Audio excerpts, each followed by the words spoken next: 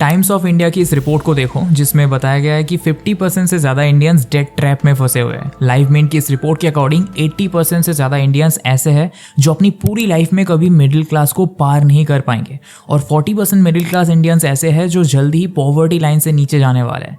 The thing is, India एक uncalled financial emergency से गुजर रहा है जिसका रीजन कोई रेसिजन या फिर कोई स्टेट फेलियर नहीं है।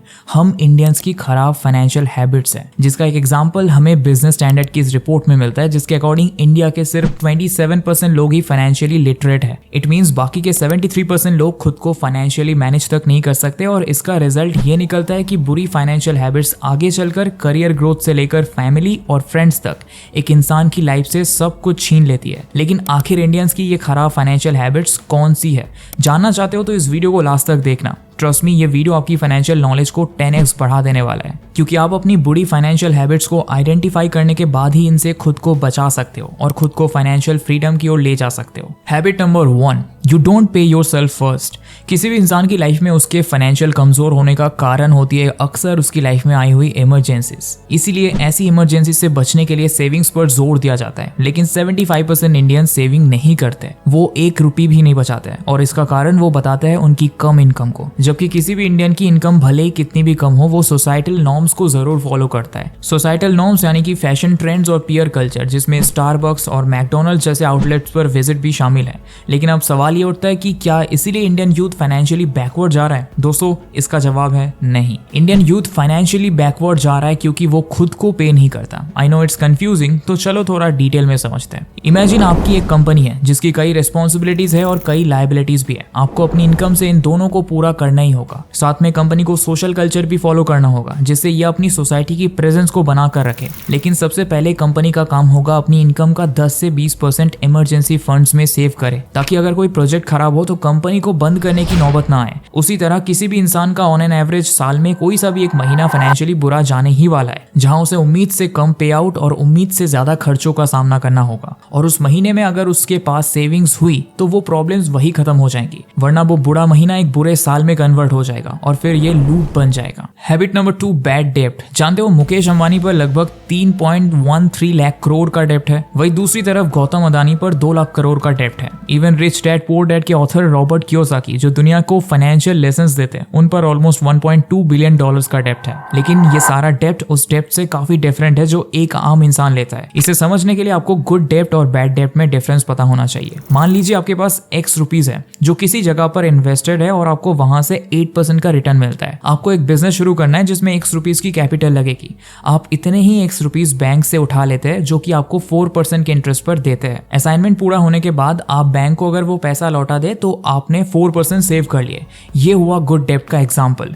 अब बात करते हैं उस बैड डेब्ट की जो हमारे आसपास फैला हुआ है। आपने सुना होगा कि बहुत सारी फिनटेक कंपनीज पे लेटर और नो कॉस्ट EMIs जैसी स्कीम्स अपने कस्टमर्स को ऑफर करती है और इन स्कीम्स को यूज करने वाले कस्टमर उस पे लेटर में सैंक्शन किए गए पूरे अमाउंट को मोस्टली उन चीजों के लिए यूज कर लेते हैं जिनकी उन्हें जरूरत भी नहीं थी। और एक बार पे लेटर का अमाउंट पूरी तरह से एग्जॉस्ट होने के बाद ये लूप महीने दर महीने चलता चला जाता है और most of the time customer 24% तक का इंटरेस्ट पे कर रहा होता है, यानी कि उसकी मोस्ट ऑफ द इनकम तो इंटरेस्ट चुकाने में ही चली जाती है।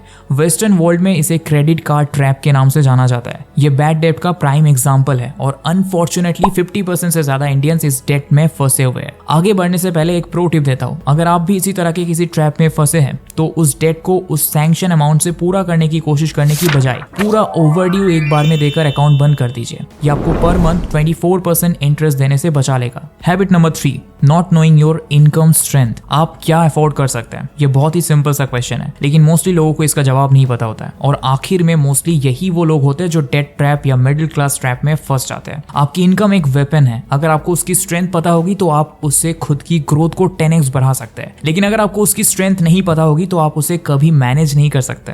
मैं आपको ये बात एक प्राइम एग्जांपल के थ्रू समझाता हूँ। मान लीजिए 1 तारीख को आपकी सैलरी क्रेडिट होती है 20,000 रुपीज और आपने स्नीकर्स का एक पेयर खरीदने की प्लानिंग कर रखिए, एक 20,000 का है जिस पर आपको 2 साल की लो कॉस्ट ईएमआई मिल रही है, एक 10,000 का है जिस पर आपको 1 साल की लो कॉस्ट ईएमआई मिल रही है। इन दोनों ऑप्शंस के लिए आपको 1,000 रुपए पर मंथ पे करने होंगे। एक तीसरा ऑप्शन है 3,000 का, जिसे आप 3 महीने की बाय नाउ पे लेटर स्कीम में हर महीने 1,000 रुपीज देकर खरीद सकते हैं। और चौथा ऑप्शन है 1,500 का, जिसे आपको तुरंत खरीदना होगा। अब सवाल ये उठता है कि आप इन सभी में से किस स्नीकर को चूज करेंगे। प्रैक्टिकली देखा जाए तो आप सभी को अफोर्ड कर सकते हैं, तो आप किसे चूज करेंगे? अगर आपने पहले और दूसरे को चूज किया है तो कॉन्ग्रेचुलेशंस, आप या तो डेट ट्रैप में फंस चुके हैं या फिर जल्दी फंसने वाले। अब बचे 2 ऑप्शंस। अगर आपने चौथा ऑप्शन चूज किया है तो आप आउटराइट एक फाइनेंशियली लिटरेट इंसान है, जो कि रेयरली पाए जाते हैं। इसमें सबसे ट्रिकी ऑप्शन है तीसरा ऑप्शन, जिसमें मेरे और आपके जैसे इंसान आकर फंस जाते हैं। तीसरे ऑप्शन को थोड़ा और एनालाइज करें तो ये एक बेटर प्रोडक्ट प्रोवाइड करता है और इसमें कोई इंटरेस्ट भी नहीं है, यानी कि आप बिना किसी एक्स्ट्रा पे के आसानी से 3 महीनों की किस्त में बेटर प्रोडक्ट ले सकते हैं। लेकिन ये ऑप्शन ट्रिकी है क्योंकि आप इस प्रोडक्ट को आज अफोर्ड कर सकते हैं। क्या आप इसको अगले 3 महीनों में भी अफोर्ड कर सकेंगे? जब आप चौथे ऑप्शन वाले स्नीकर को खरीदते हैं तो वो भले ही एक डेप्रिशिएटिंग एसेट की तरह आए, लेकिन होगा तो एसेट ही। लेकिन तीसरे ऑप्शन वाला स्नीकर भले ही बिना किसी एक्स्ट्रा कॉस्ट की ईएमआई पर आया हो, वो होगा तो लायबिलिटी ही। और अगर आप अगले महीने उस लायबिलिटी को नहीं फुलफिल कर पाए तो आपको कंसिक्वेंसेस का सामना करना पड़ जाएगा। आप खुद सोचकर देखिए कि आपकी अगले 2 महीने की सैलरी जो आई भी नहीं है, उसका 10% आपने पहले ही खर्च कर दिया है। अगर ये थॉट आपके लिए स्कैरी है तो ट्रस्ट मी, एक लार्जर स्केल पर ये फेल होने के बाद लोगों की पूरी फाइनेंशियल लाइफ को हिला कर रख देता है। इसीलिए अपने फाइनेंशियल डिसीजंस को जितना हो सके प्रेजेंट सिनेरियो के बेसिस पर लीजिए, ना कि फ्यूचर में क्या होगा इन प्रेडिक्शंस पर। हैबिट नंबर 4, अर्ज ऑफ क्विक मनी। स्टैटिस्टिका की इस रिपोर्ट को देखिए। साल 2017 में सिर्फ 20 लाख लोग फैंटेसी एप्स पर खेलते थे। साल 2018 में ये नंबर बढ़कर 50 लाख हो गया और उम्मीद है कि 2027 तक ये नंबर 5 करोड़ को क्रॉस कर जाएगा। बेटिंग ऐप से रिलेटेड ये स्टैट्स अपने आप में एक कहानी कहते हैं, लेकिन उसे समझने के लिए आपको इस स्टैट्स को देखना चाहिए। टाइम्स ऑफ इंडिया की रिपोर्ट के अकॉर्डिंग इंडिया के 13 स्टेट्स में लॉटरी अलाउड है और इन 13 स्टेट्स में ऑन एन एवरेज रोज 1 करोड़ लॉटरी टिकट बिकते हैं। यानी कि अगर 13 स्टेट्स की लॉटरी टिकट कैलकुलेट की जाए तो लगभग 13 करोड़, और ऑन एन एवरेज 50 रुपीज का प्राइस भी लिया जाए तो रोज के 650 करोड़ रुपीज के लॉटरी टिकट इस देश के लोगों द्वारा खरीदे जाते हैं। आप सोच रहे होंगे कि फाइनेंशियल हैबिट से जुड़े कन्वर्सेशन में मैं कहां आपको ये लॉटरी और बेटिंग एप्स के स्टैट्स दिखा रहा हूं। दरअसल ये दोनों चीजें इंडिया के कॉन्टेक्स्ट में आपस में डीपली कनेक्टेड है। इंडियंस हमेशा क्विक मनी के पीछे भाग रहे होते हैं। इसके कई सोशल और इकोनॉमिकल रीजंस है, लेकिन मोस्ट ऑफ द टाइम ये एक मेंटालिटी से जुड़ी प्रॉब्लम है। अगर आप इसे और अच्छे से समझना चाहते हैं तो जरा सोचकर देखिए कि इंडियंस आज भी बिजनेसेस और स्टार्टअप्स में पीछे और IIT, JEE और UPSC जैसे एग्जाम्स में आगे क्यों है। ये सब रिलेटेड है क्विक मनी से। ये बातें आपको समझ आ रही होंगी, लेकिन आप अभी भी यही सोच रहे होंगे कि इनका रेलेवेंस क्या है। इनका रेलेवेंस है आपके एक्सपेंसेस के साथ। मैं आपको एक एग्जांपल देकर समझाता हूँ। मान लीजिए आपको अपने लिए कपड़े लेने हैं। आपके पास 2 ऑप्शन है। पहली है एक 500 की टी शर्ट जो दिखने में काफी अच्छी है लेकिन सिर्फ 6 महीने चलेगी। दूसरा ऑप्शन है एक 1000 की टी शर्ट जो दिखने में सेम वैसी ही है लेकिन उसकी क्वालिटी अच्छी है और 2 साल तक चलेगी। अब 90% इंडियंस उस 500 वाली टी शर्ट को चूज करेंगे। ऑनेस्टली देखा जाए तो मैं और आप भी यही करने वाले हैं। इसका रीजन है हमारी यही मेंटालिटी। हम 10 साल बाद का सोचते ही नहीं है, और अगर किसी चीज से हमें 10 साल बाद फायदा होने वाला हो तो शायद हम वो काम कभी करे ही ना। इसका प्राइम एग्जांपल है क्रिप्टो करेंसी। आज की डेट में 7% इंडियंस क्रिप्टो करेंसी होल्ड करते हैं, जो कि पूरी दुनिया में 7th हाईएस्ट है।